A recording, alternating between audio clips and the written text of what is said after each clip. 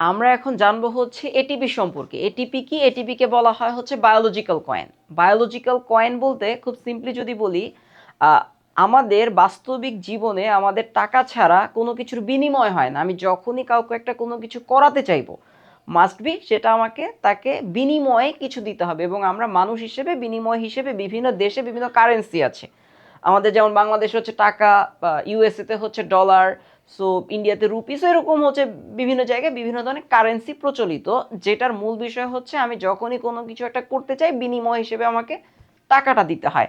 Same একই রকমভাবে আমরা বায়োলজির জগতে যত জীব আছে আমার বডির মধ্যে, মানে মানুষের বডির মধ্যে, অন্য যে কোনো প্রাণীর বডির মধ্যে, অথবা হচ্ছে গাছের বডির মধ্যে, অথবা হচ্ছে ব্যাকটেরিয়ার মধ্যে, ছত্রাকের মধ্যে, যে কোনো কিছু, বায়োলজিতে যখনই কোনো একটা কোষ কোনো একটা কাজ করে, কোষ কখনোই কোনো কাজ ফ্রিতে করে না।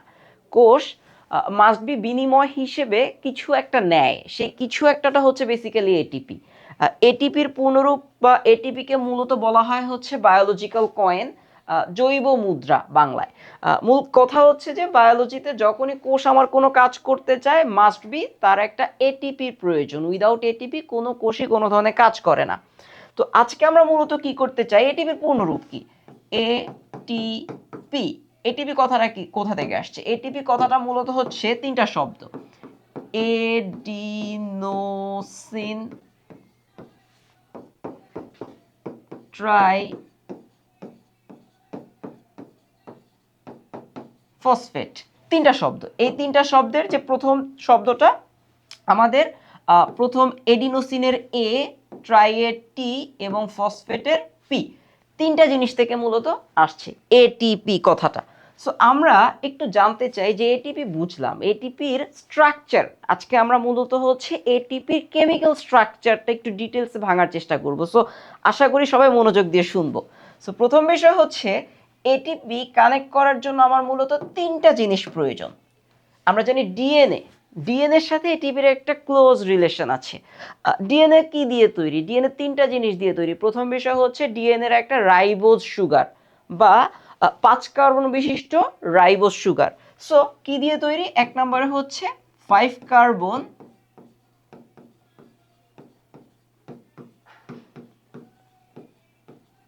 Ribose sugar.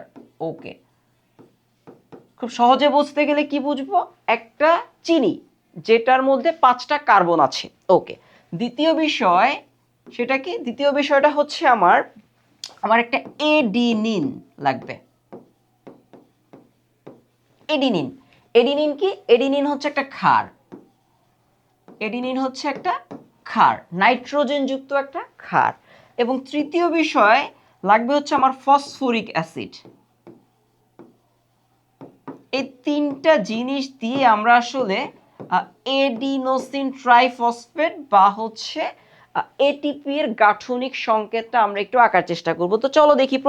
প্রথমে হচ্ছে আমরা যেটা করব সেটা হচ্ছে রাইবোজ সুগার। রাইবোজ সুগারটা আসলে দেখতে কেমন? রাইবোজ সুগারটা দেখতে এমন, আমার কাছে টোটাল 5টা কার্বন আছে।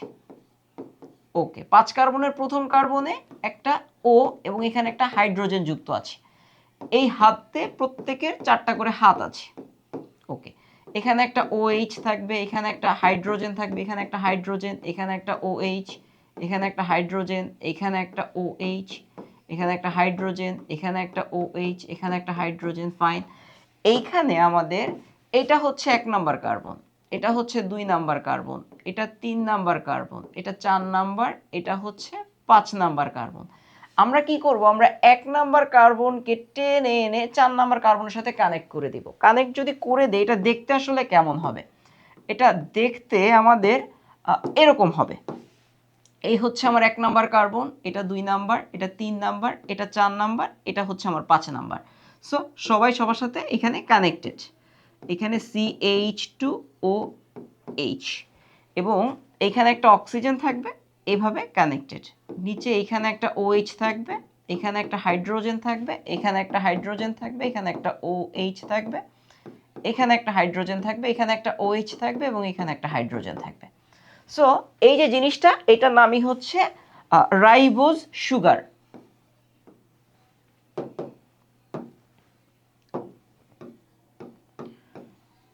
রাইবোজ সুগার কত কার্বনের? 5 কার্বনের। So ribose sugar. Okay, 5 carbon যুক্ত রাইবোজ সুগার।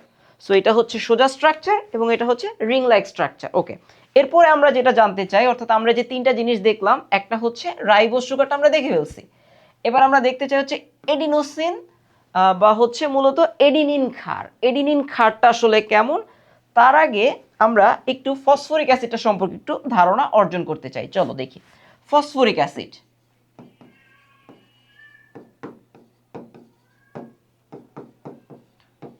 ফসফরিক অ্যাসিডটা আসলে দেখতে কেমন?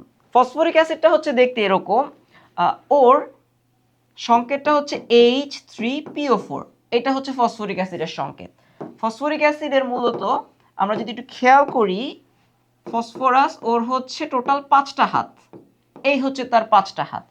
এখানে হচ্ছে আমাদের এই এক হাত দিয়ে সে একটা অক্সিজেনকে ধরে, বাকি হাতগুলো দিয়ে সে হাইড্রোক্সিল গ্রুপকে ধরে, ঠিক এরকম ভাবে। সো এটা হচ্ছে আমাদের ফসফরিক অ্যাসিডের সংকেত। এরপরে আমরা যেটা করব সেটা হচ্ছে আমরা এডিনিনের সংকেতটা একটু দেখতে চাই। এডিনিনটা আসলে দেখতে কেমন? এডিনিন, এডিনিন একটা নাইট্রোজেন যুক্ত ক্ষার। এডিনিনে মূলত হচ্ছে দুইটা রিং লাইক স্ট্রাকচার আছে, একটা বেনজিনের মতো ঠিক এইরকম একটা রিং লাইক স্ট্রাকচার, এবং আরেকটা হচ্ছে এইরকম রিং লাইক স্ট্রাকচার, যার এই যে মোটামুটি এরকম দুইটা রিং লাইক স্ট্রাকচার। খুব সিম্পল, এসএসসি পর্যায়ে আমরা আসলে এর চাইতে বেশি ডিটেলসে এখন যাচ্ছি না, খুব সিম্পলি বুঝতে চাই আসলে এডিনিনটা দেখতে কেমন। এটা হচ্ছে এডিনিন, দুইটা রিং লাইক স্ট্রাকচার, একটা রিং দুইটা রিং বা দুইটা চক্র। সো এখন আমরা একটু কানেক্ট করব। কানেক্ট কিভাবে করব সেটা একটু দেখি চলো। কানেক্টটা করব হচ্ছে আমরা যে প্রথমে রাইবোজটা এঁকেছিলাম, আমরা এই যে রাইবোজটা, আমরা এই স্ট্রাকচারটা নিতে চাই রাইবোজের, এই স্ট্রাকচারটাকে আমরা আসলে একটু নিতে চাই। সো এটাকে কিভাবে নেব দেখি একটু আমরা। সো রাইবোজের ক্ষেত্রে কিভাবে এঁকেছিলাম আমরা, মনে আছে তোমাদের? সো আমরা প্রথমে একটা কার্বন, তারপর এখানে একটা কার্বন, এখানে একটা কার্বন, এখানে একটা কার্বন, তার সাথে এইখানে এইরকম কার্বন। সো এখানে হচ্ছে একটা হাইড্রোজেন এবং এইখানে একটা OH ছিল, এরকম ছিল, এর সাথে এইভাবে কানেক্টেড একটা অক্সিজেন ছিল, এইরকম ভাবে কানেক্টেড, এইখানে একটা OH ছিল, এইখানে একটা হাইড্রোজেন ছিল। ওকে, সো এটা ছিল আমার রাইবোজ সুগার, রাইবোজ।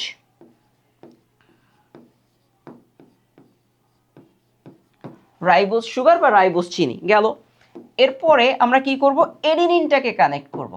এডিনিনটা কিভাবে কানেক্ট করব একটু দেখি। এডিনিনটা কেমন ছিল? এডিনিনটা কি করবে, এডিনিনটা এই জায়গাটাতে মূলত কানেক্ট হয়ে যাবে। কিভাবে আমরা কানেক্ট করব, আমরা হচ্ছে এই জায়গাটা একটু মুছে দেব,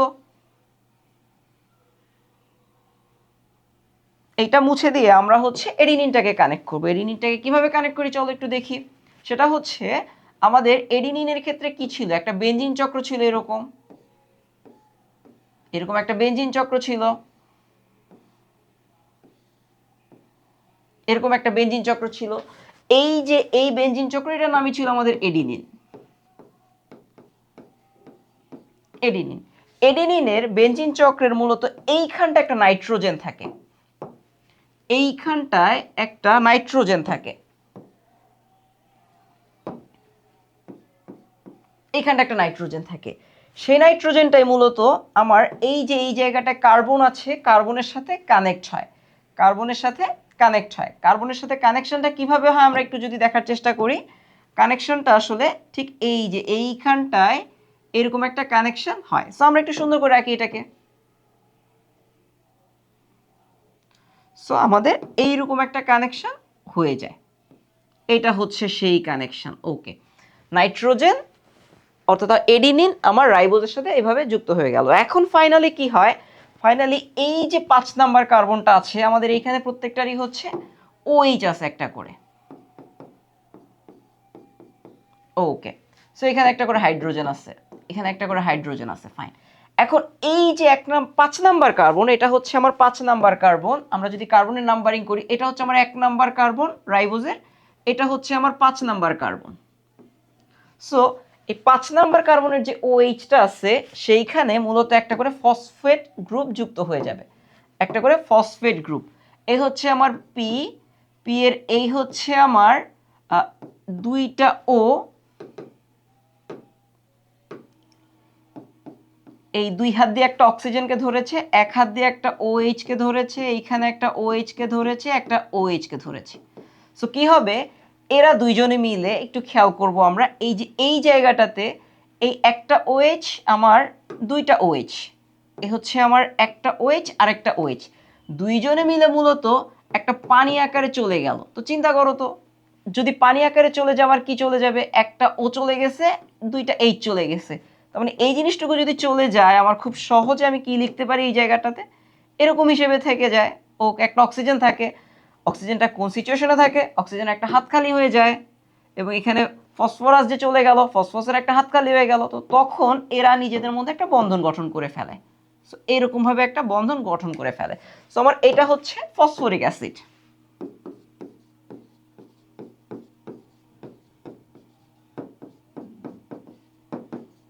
এটা হচ্ছে আমার ফসফরিক অ্যাসিড। সো একটা এই যে এখন পর্যন্ত যে স্ট্রাকচারটুকু আছে, এটার নাম হচ্ছে এডিনিন এবং রাইবোজ একসাথে যুক্ত হলে এটাকে বলা হয় হচ্ছে এডিনোসিন। আমরা যদি একটু এটা লিখতে চাই, এটার নাম হচ্ছে এডিনোসিন।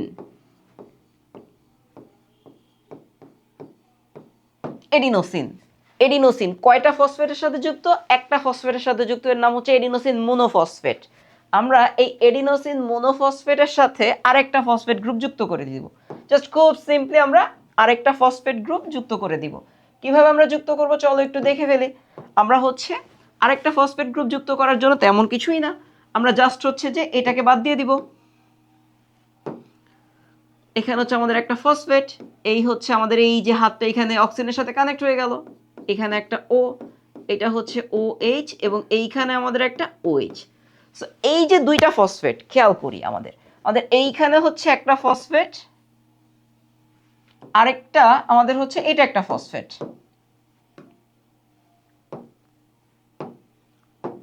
এইটা আমাদের একটা ফসফেট। সো দুইটা ফসফেট, দেখো এইটাকে আমরা বলি হচ্ছে এডিনোসিন ডাইফসফেট। যৌগের মধ্যে আমাদের কোষের মধ্যে এরকম এডিনোসিন ডাইফসফেট প্রচুর পরিমাণে আছে। এইবার 3 নাম্বার ক্ষেত্রে আমি যেটা করব, আরেকটা ফসফেট যখন যুক্ত করতে যাব তখনই এটা নাম হয়ে যাবে এডিনোসিন ট্রাইফসফেট। এবং যখন এডিনোসিন ট্রাইফসফেট হবে তখন এই জিনিসটাকে পুরো 7.3 কিলো ক্যালোরি তাপ শক্তি দিতে হয়, আদারওয়াইজ সে আসলে আরেকটা ফসফেট নিবে না। সো সেই ফসফেটটা আমরা কিভাবে দেব চলো একটু দেখি। এই হচ্ছে আমাদের এই যে সিমিলার ফসফেট, ফসফেট এর সাথে কানেকশন করে ফেললো, এখানে আমার একটা OH, এখানে একটা OH, এবং এইখানে একটা OH। সো এইরকম একটা 3 নাম্বার আমি ফসফেটটা যুক্ত করে দিলাম। So phosphate number 1, phosphate number 2 এবং ফসফেট নাম্বার 3। এই যে বোর্ডে পুরো জিনিসটা দেখা যাচ্ছে, খুব হিজিবিজি হিজিবিজি, খুব জটিল ধরনের একটা জিনিস, এটার নামই হচ্ছে এডিনোসিন মোনোফসফেট। একটা থাকলে, দুইটা থাকলে ডাইফসফেট, এবং তিনটা থাকলে ট্রাইফসফেট। ফাইনালি যখন মোনোফসফেট থাকে তার সাথে যদি আমি একটা নির্দিষ্ট পরিমাণ কিলো ক্যালোরি তাপশক্তি যুক্ত করে দিই তখন হচ্ছে এডিনোসিন ডাইফসফেট হয়, এবং ডাইফসফেটটা আমাদের বডিতে বেশি থাকে। আমরা কি কাজ করি, ওর সাথে আরও কিছু পরিমাণ স্পেসিফিক 7.3 কিলো ক্যালোরি শক্তি যখন দিয়ে দেয় তখনই আসলে এডিনোসিন ট্রাইফসফেট হয়।